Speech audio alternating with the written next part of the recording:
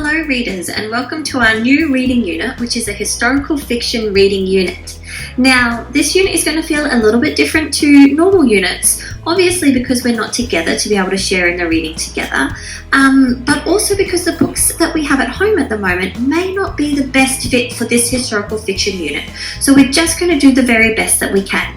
Now, to set ourselves up for success, for these reading lessons, you're going to need just your normal reading material. You're going to need a book to read, you're going to need a pencil to write with, you're going to need your little pack of Post-it notes to jot down your thinking, and you're also going to need your e-learning work booklet so you can do some writing about your reading as well.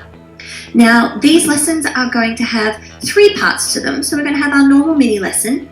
We're going to have a read aloud, which I'm going to be asking you to listen to as well, where we're going to be able to take our mini lessons and apply it to our read aloud. But then you're also going to have your own independent reading time, where you're going to be doing the normal behaviors of a fiction reader, where you're going to be writing Post-it notes, you're going to be writing about your reading, and you may even find someone in your family who you can go and have some conversations with about your reading as well. Alright, so as I said, this is a historical fiction unit. And readers, there's something really exciting about stories that are set in the midst of historical events. The stories happen in war zones, in dust storms, and in wild and wondrous places. The stories let you face threats that you'll never encounter in your own lives.